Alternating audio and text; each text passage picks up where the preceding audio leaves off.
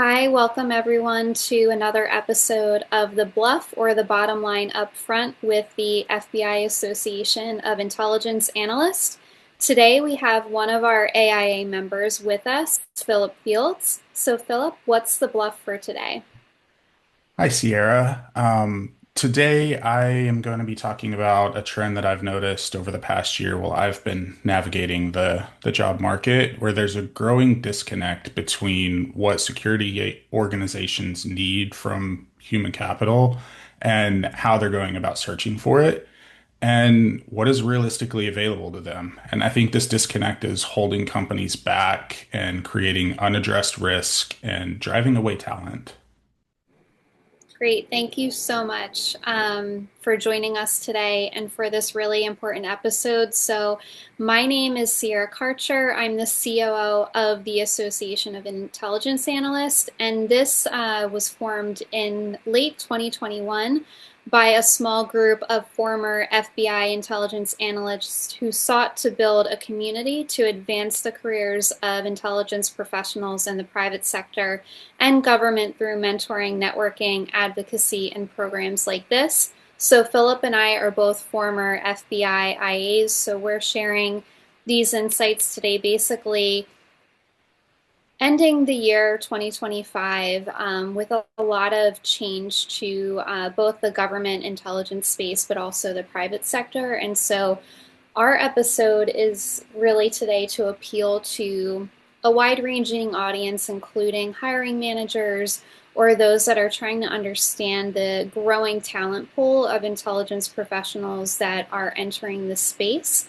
and how organizations can really benefit from having a better understanding of what we as intelligence professionals do and what we can bring to the table, and where that translation gap is maybe holding both sides back in terms of finding great matches for employment.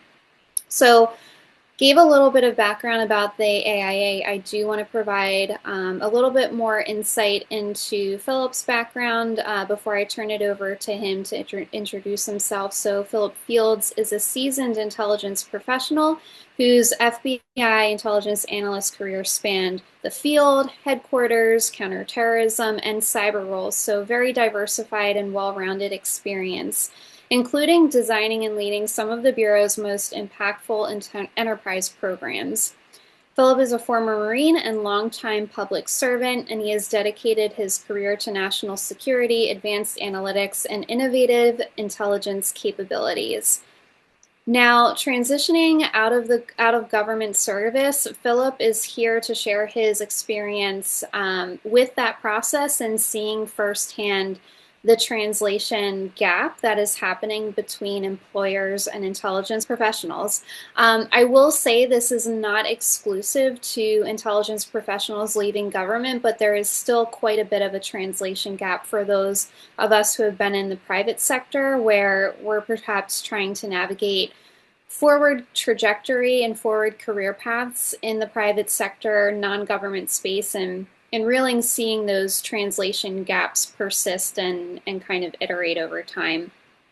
So right now, Philip is channeling a lot of his experience with the government and as an intelligence professional and public service into independent research, public engagement, and exploring new models for how intelligence professionals can shape the future of security work, which I'm really, really excited about. I think we're seeing a ton of disruptions, not only from the number of intelligence professionals seeking employment and seeking to change up their career paths, but also the tools and communities and capabilities that are evolving, that are influencing the type of work that we do.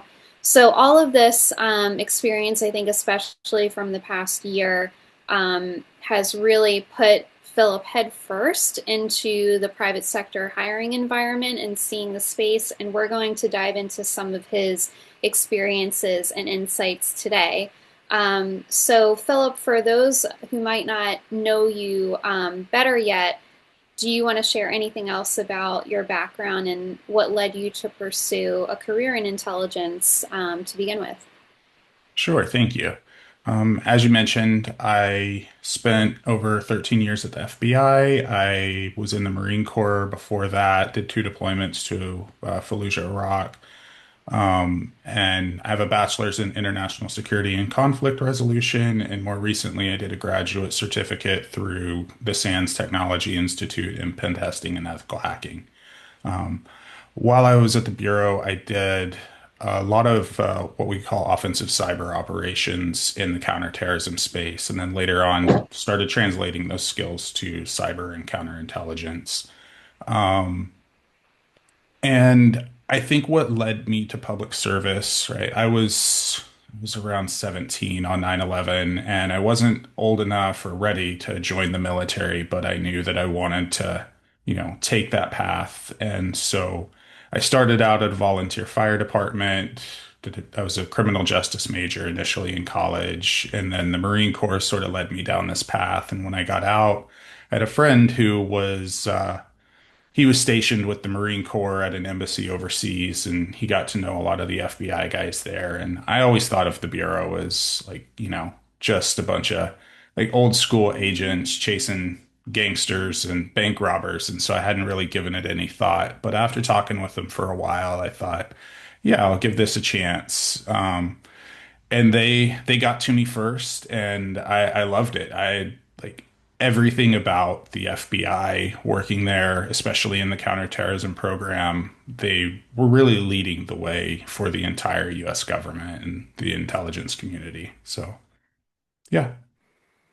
Wonderful. Thank you for your many, many years of service in so many different ways, and just really, really grateful that you joined our episode today.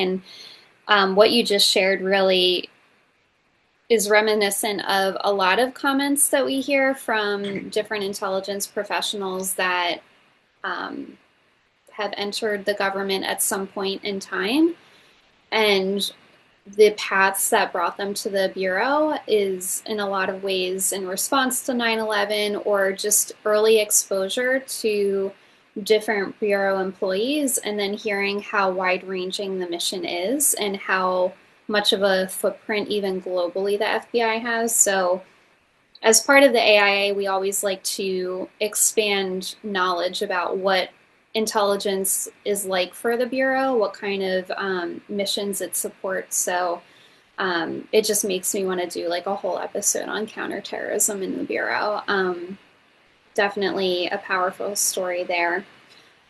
So, given where you are in 2025, I guess if you don't mind sharing a little bit about what your own transition journey has been like since deciding to leave government, and what surprised you the most when you began exploring your private sector roles. Yeah.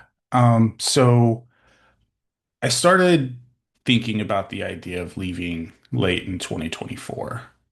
But it wasn't until the deferred resignation was announced that I made up my mind, like with everything that was going on, it was time for me to go. I'd been around a while. And so yeah, for me, I think my transition has probably been like a lot of people. I started initially, I reached out to people I knew who had left and was getting an understanding of what the market looked like. Finding groups like this, the AIA has been great for sort of better understanding how the private sector works for people like us who have left.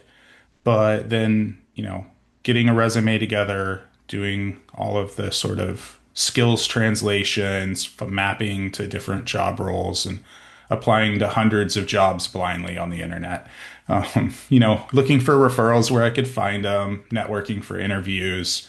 I I got some interviews early on. They were not I found that I had a hard time when I was looking at open positions, sort of understanding what they really were. A lot of times, it might have an exact title like something that we had in the FBI, but then when we started talking about it in the interview, I was like, "Oh, this is totally different." And so after a while of doing that, I started getting a better understanding of what the roles were really looking for, which ones I should have been applying for, and, took another run at it. And eventually I got a couple of offers. But what I started finding was one, the sort of salary expectations have been getting much lower over the last year compared to even when I started looking. I've noticed some jobs have reposted for 20 to 30,000 less a year than they did a year ago, and that was sort of surprising to me. But I also, once I started talking with these companies about sort of their expectations of, non-disclosures and things like that, you give up a lot of agency when you go to work for some of these, tech companies and private like startups and things like that. And so that was really surprising for me. I thought leaving the FBI, I'd finally be free of some of those things. But in some situations, it was even more restricting. One of the companies where I got an offer, I won't say too much, but there was essentially a 1 year employment restriction on anything threat intelligence related after working there. I was like, well, that's everything that I do. So yeah, that was pretty surprising. I also, a lot of companies were looking for almost more of like a sales and marketing type output than intelligence. They were very focused on, well, what kind of published works do you have? Show me links to conference presentations that you've given online. And as everybody who's come from this background knows, like most of us don't have those things. We've published hundreds of reports to the IC. I've presented at conferences all over the world, but they're all, in skiffs with a classified audience. They're not on the internet. And what was interesting to me is, I think after 9/11, there was a big push to private sector intelligence. But a lot of the people who set that up have moved on into higher roles. And I think now there's sort of a gap between people who have learned a lot of the language of intelligence, but didn't necessarily learn the same meanings. And so when you start having a conversation, you think you're talking about the same thing, but then, they might not have the same background. They might not have come from the IC or law enforcement or the military. And so you sort of end up in this situation where they have different expectations of what it means to work within the intelligence cycle or produce threat intelligence. And so that sort of made a lot of those conversations very difficult for a while. But I think I'm starting to get the hang of it now. I actually decided not to continue pursuing roles at other companies. We can maybe talk about that later, what we're doing instead. But that was my transition process. Yeah, and you bring up a really unique point that I don't think is known or talked about a lot, and that's the internal translation of what intelligence is. And I've been finding, especially with a lot of companies adopting artificial intelligence and business intelligence and analytics, it's actually gotten a lot more confusing internally. And it's been kind of a re education process for many organizations. Basically, how do you define intelligence? And is that the same throughout your organization? If you had an intelligence team or people with intelligence backgrounds, would their definition and your definition or various teams, would they be the same, or are we talking about very different things? And I've been finding that we're all talking about a lot of different things, and what the bottom line is for different businesses. But I think what you brought up is really interesting about the gap of when I feel like a lot of times people leave government and they know what they know from government, and in a lot of ways they try to reconstruct intelligence programs or activities from their own knowledge of government and private sector organizations.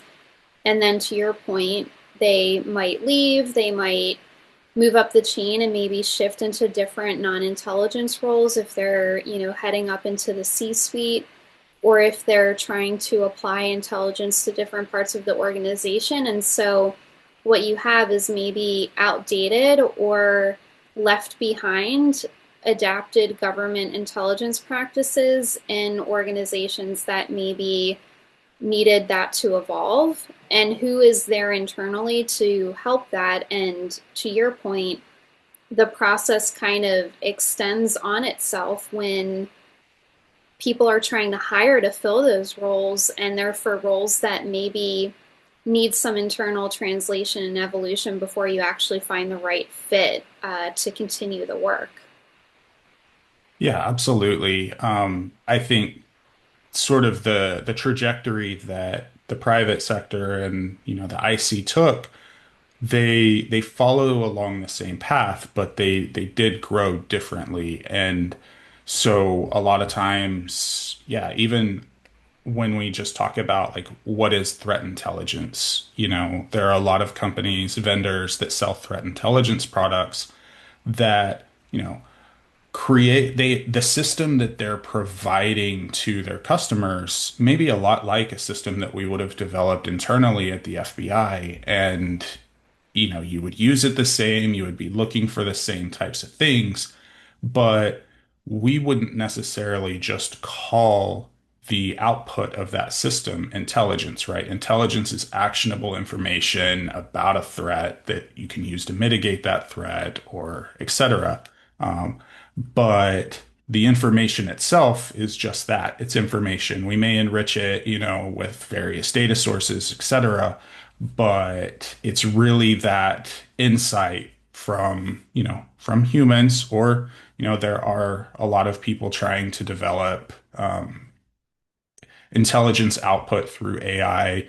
And I think there's a whole discourse around that. I won't go too far into it, but it's that output and insight that really makes intelligence. And I think even at that fundamental level, there's a broad range of opinions about where it becomes intelligence.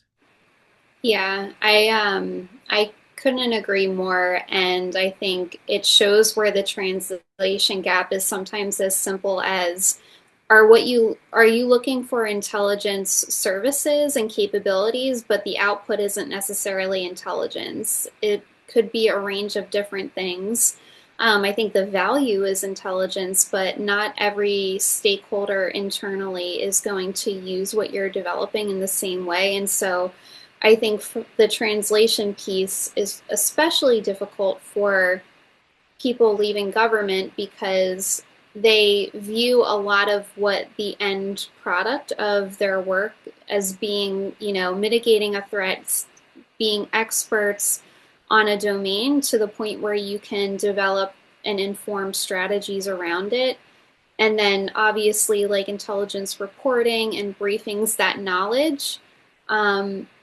In the private sector, that can look a number of different ways and sometimes is only most relevant to very specific stakeholders. So when you're talking about being an intelligence vendor and what you're selling to clients versus what might be provided internally, there's a huge translation issue because we're talking about hiring for skill sets, but outputs maybe are completely different and completely different stakeholders than what we're used to in government.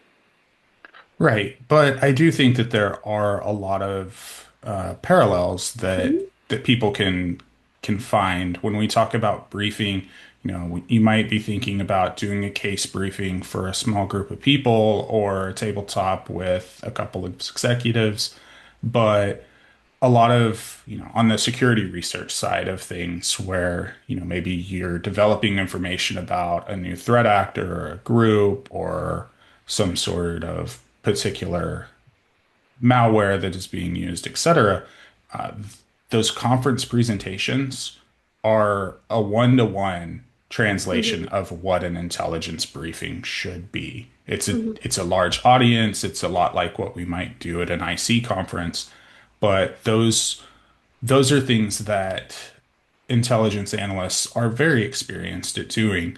They just might not have any way of proving that to the public that they've been doing that for many years, right? And going back to sort of surprising things, I was surprised that not a lot of companies ask for references anymore.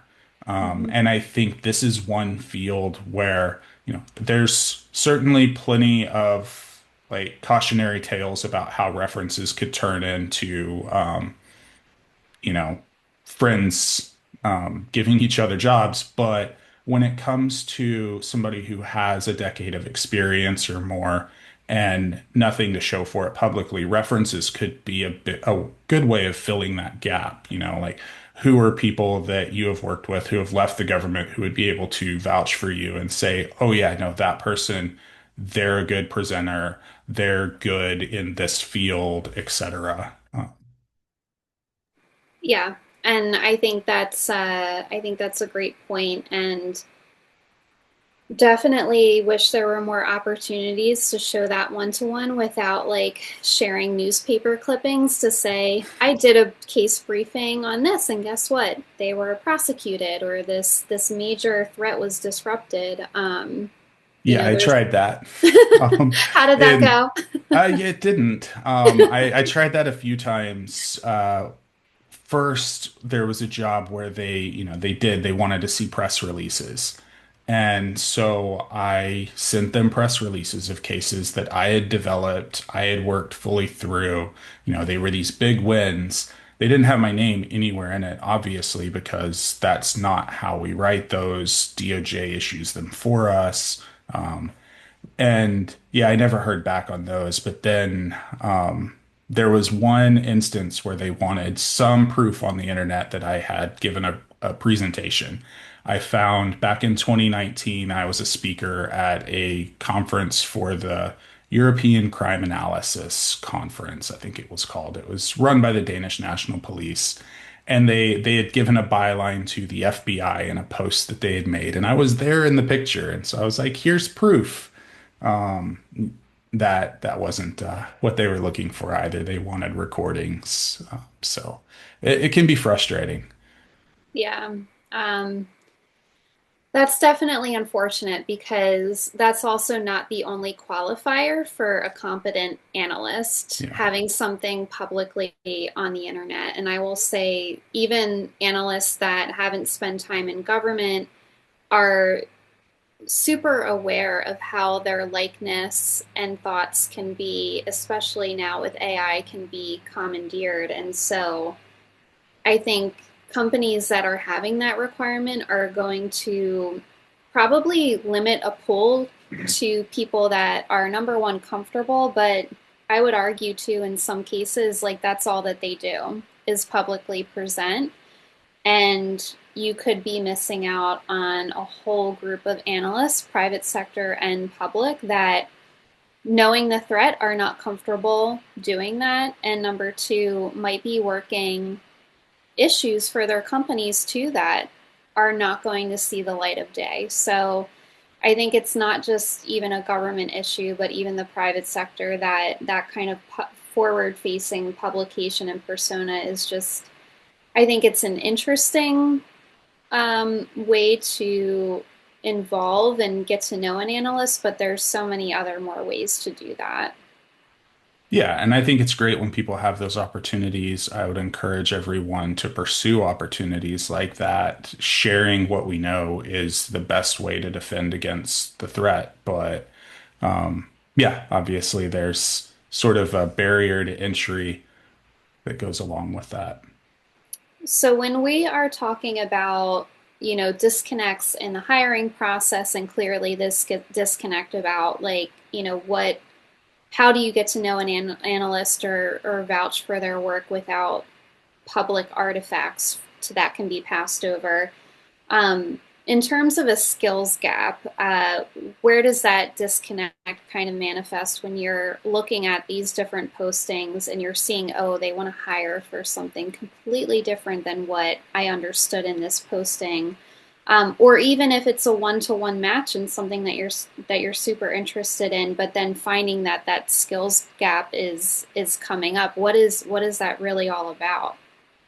Yeah, so I think a good example for me is there is a particular software that's very popular right now for data visualization, graph analysis types of things in threat intelligence organizations.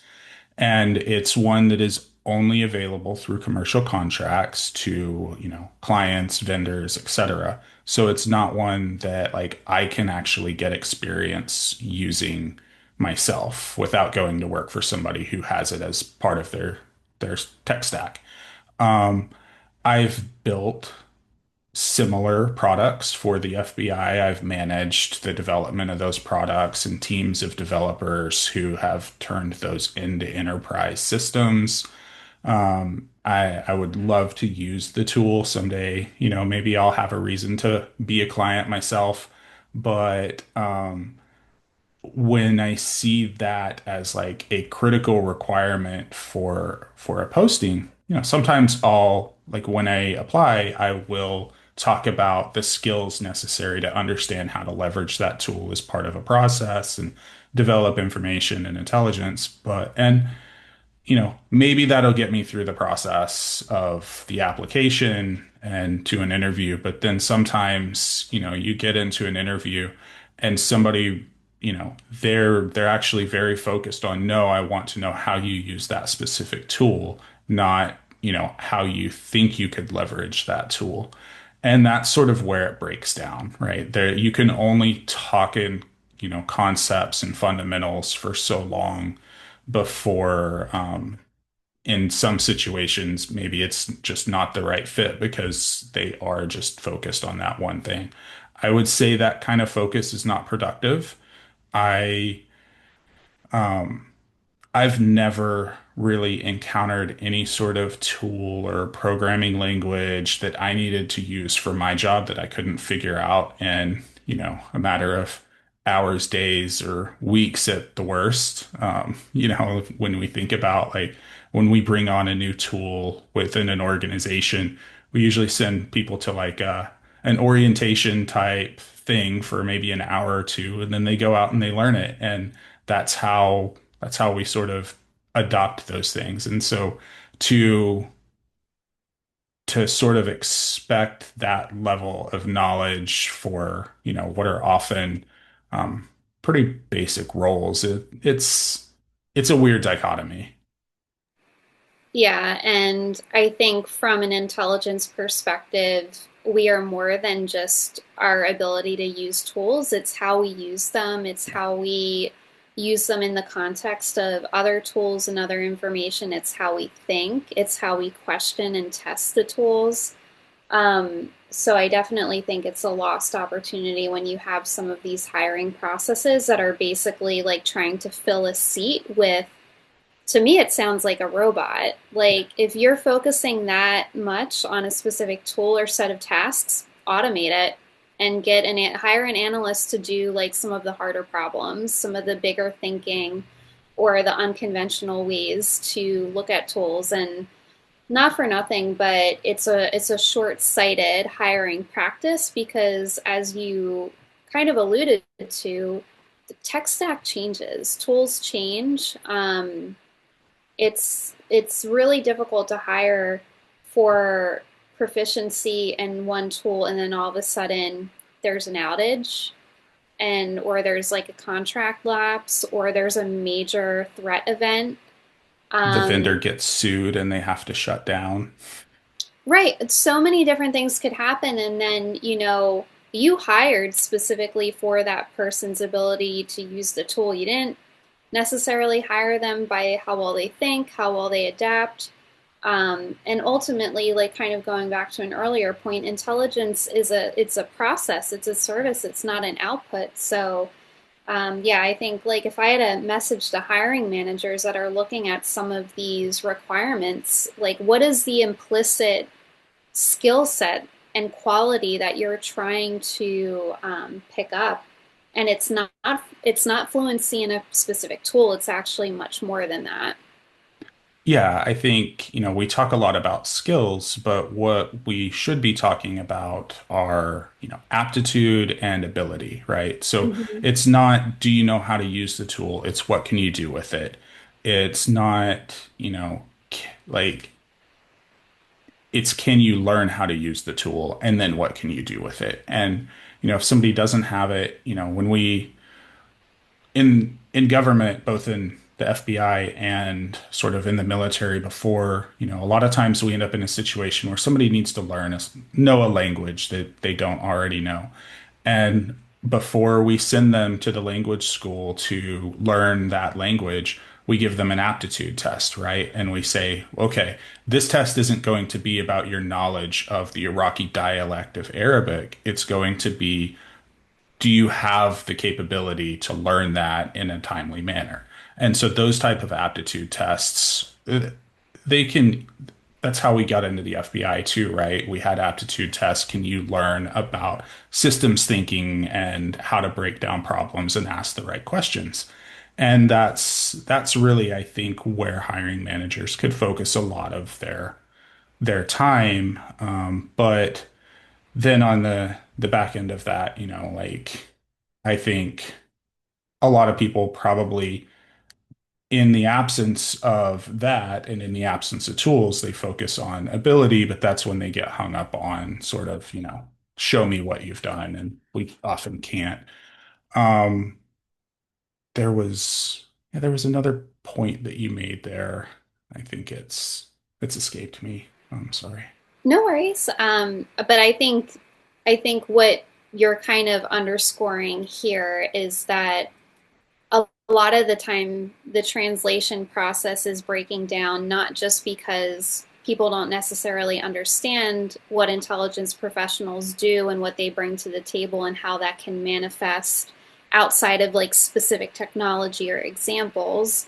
But the breakdown too, I'm sure, is like time and structure. Like, how do you take a very complex process and break it down to a point where you can simplify it and quantify it to hire properly? And I imagine a lot of these translation issues are because of attempts to get specific and to quantify and to give clear markers of what that potential value and aptitude is without it being so ambiguous or cerebral that a hiring manager can't tell applicants apart.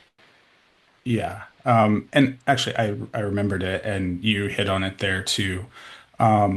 So I worked in a tech shop for a while where, we had a variety of contractors and we would occasionally have to replace one because they moved on.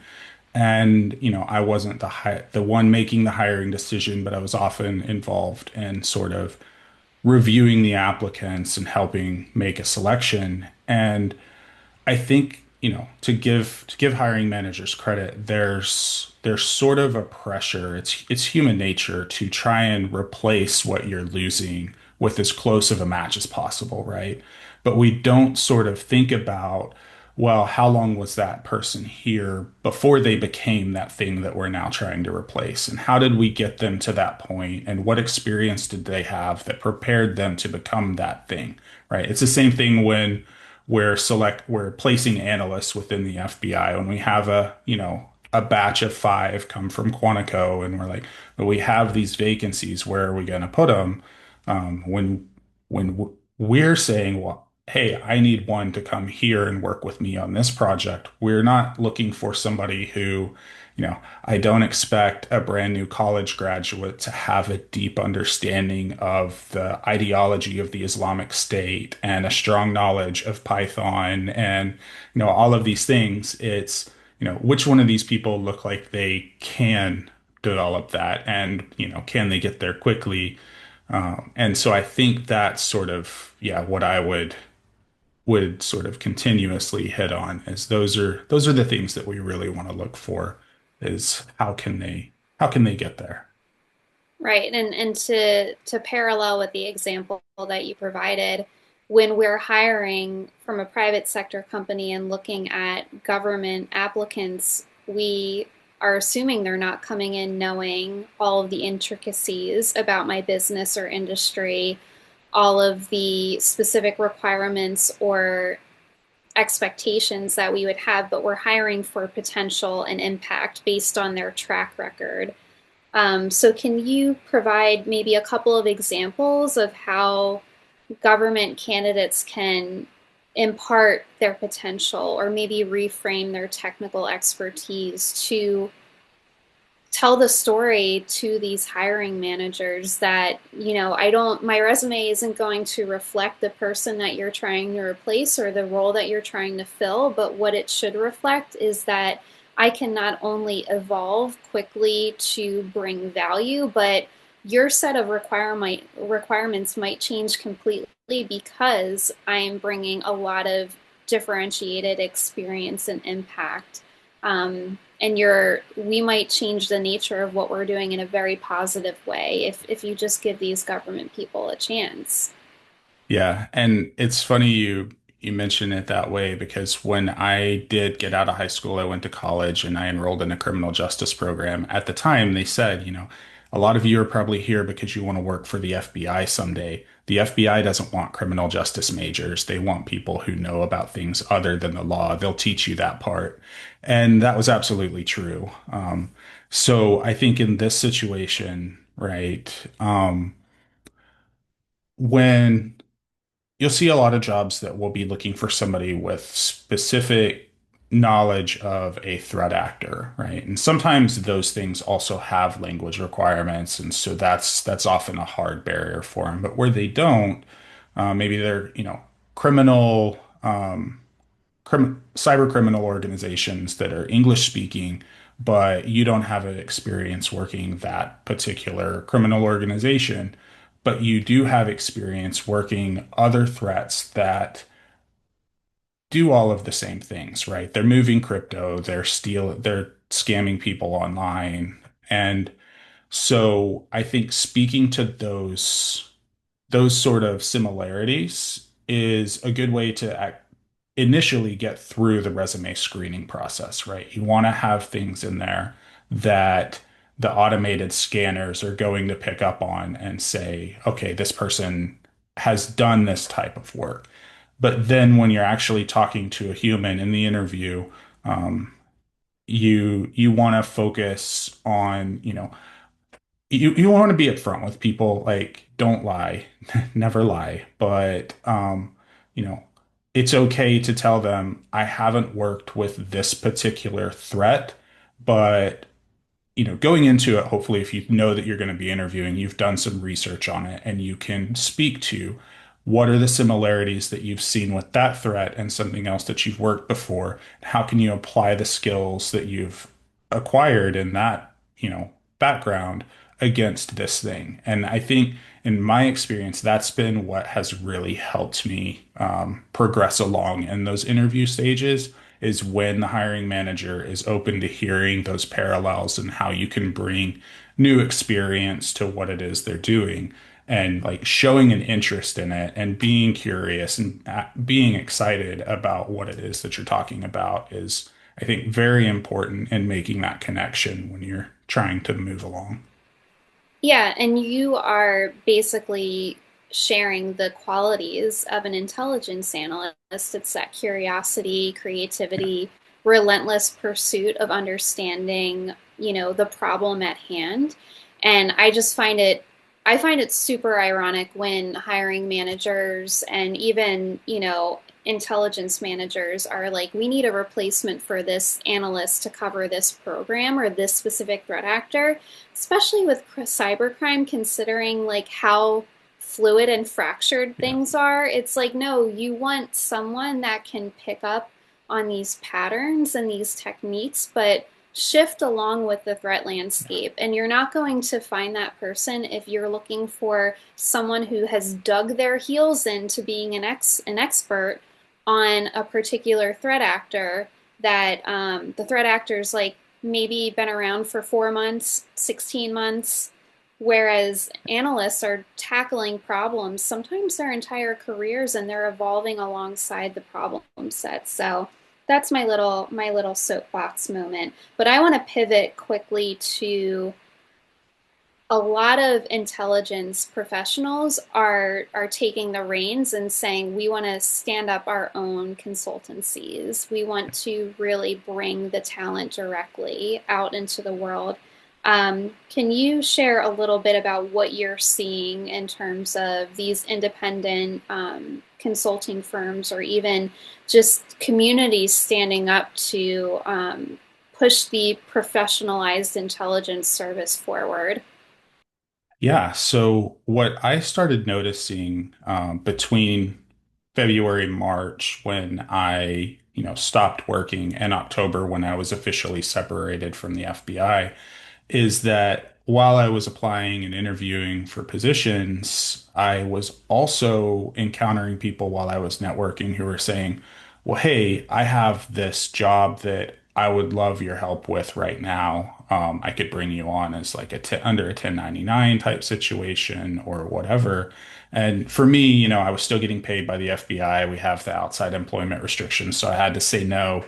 But there were obvious opportunities there for consultants and people working independently to fill those types of needs and make a decent living, especially if you were actively pursuing those. These were just coming to me. And so that's when we sort of started toying with the idea of like, well, maybe we should consider setting something up formally. I will say, like, it was sort of daunting, especially in the beginning, to think about like, okay, we're going to have a lawyer and an accountant and all of these things that you don't normally think about. And that's why, we waited for a while before we really gave it full weight. But I think the appeal there is, that you don't lose that same sense of agency over, like I I had a couple of companies where, I've had some obviously like leaving the government under the circumstance that I did, I've had some opinions about, where the organization is going, and I haven't been quiet about those. And some companies have concerns about, employing people who, aren't willing to be quiet. And so that's sort of another thing that factored in for me personally. But I think, you know, that's something that like you don't have to worry about in the same way as an individual is, like I know that there are clients out there who will support me as, an individual in my right to speak about things that I think are important, and you can focus on that type of work. And so that's another component. I also think, working sort of in this strange space that I did in the FBI for the last several years, I saw a lot of opportunity that neither the FBI nor the private sector were really capitalizing on, and or the IC at large. And so I was working towards pushing us in that direction, but I know that in my absence, that will become less of a focus. And so I think, going into a big vendor organization or, one of the big four consulting types, like trying to make that same pitch takes time. And like changing an organization's sort of strategy is a long process.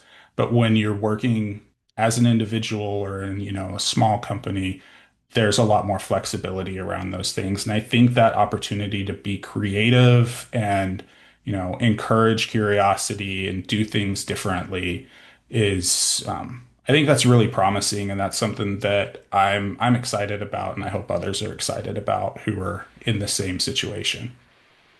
Yeah, and I would love like almost a reframing to intelligence startups. Like I feel like intelligence consultancies, like framing that way can sometimes be self-limiting. And really, especially now, we're in a very like startup heavy, disruptive space, but we're putting intelligence into action and we're applying different parts of the intelligence cycle in new ways to different problem sets. And I think, it just sounds exciting, and it sounds like, to your point, there's a lot of space to create and be agile and not necessarily be trying to jump on a massive ship and change direction of the ship overnight, but maybe coming up with like smaller tactical ways to put a concept out there and then watch it grow across industry, I think is really cool.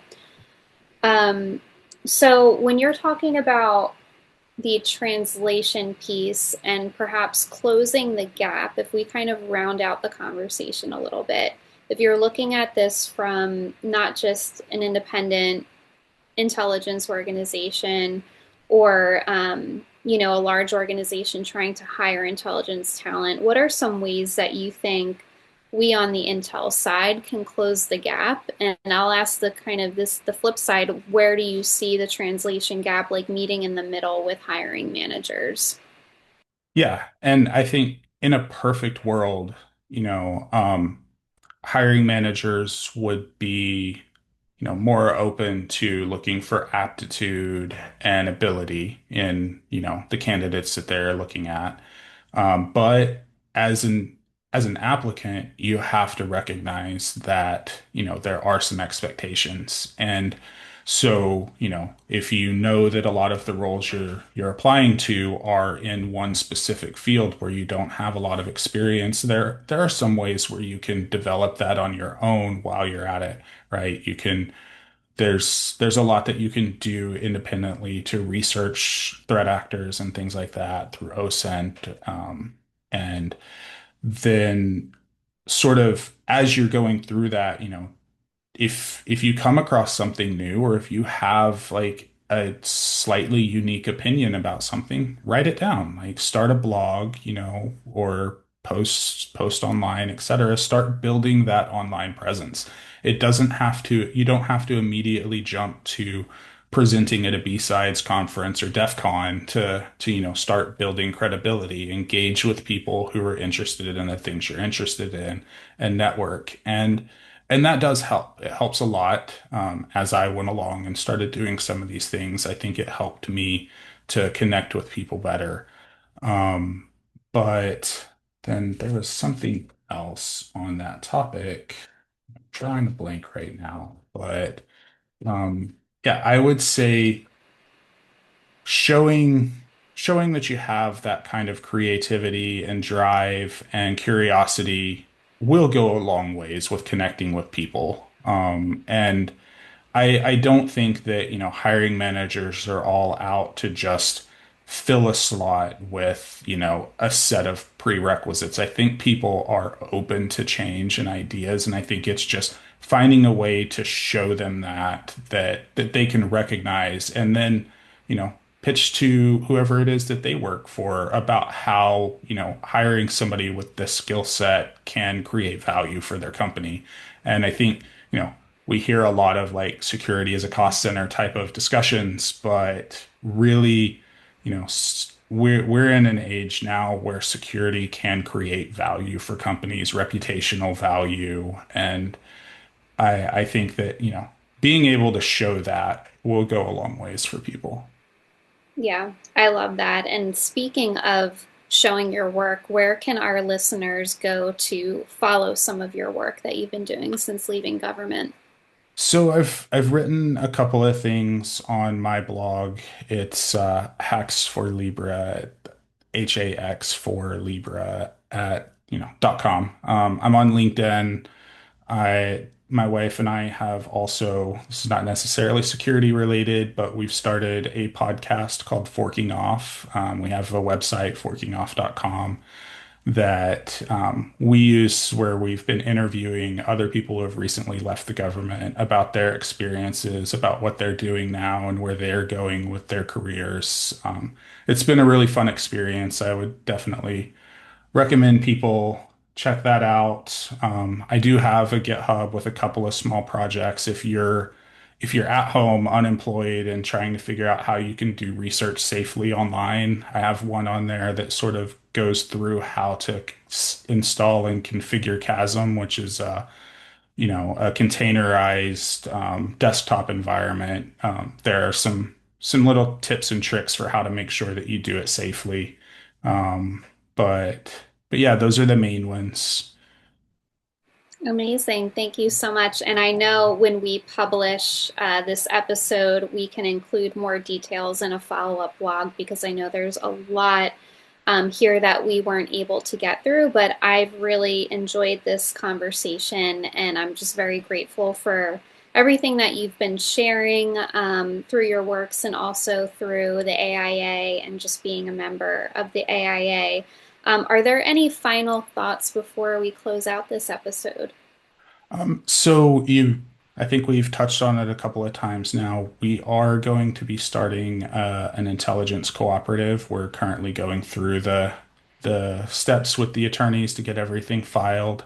And the idea is to really focus on, what the workers within the company want to work on and to make easing into that sort of independent work easier, right? When, you've got one overarching umbrella to make it where not everybody has to go find their own lawyers and file their own paperwork. So if anybody else is sort of, recently left government or looking at this field and wanting to get involved in something like that, feel free to reach out. I think that's an amazing opportunity, and I think you'll find a lot of interest because you're basically removing a lot of the barriers that Yeah. a lot of people, I think, when the thought crosses their mind, should I go at this independently? Should I do it? And then for all the reasons that you mentioned earlier, what tends to stop people, I think you all are just removing those barriers entirely. So I look forward to hearing about that and tracking on that more.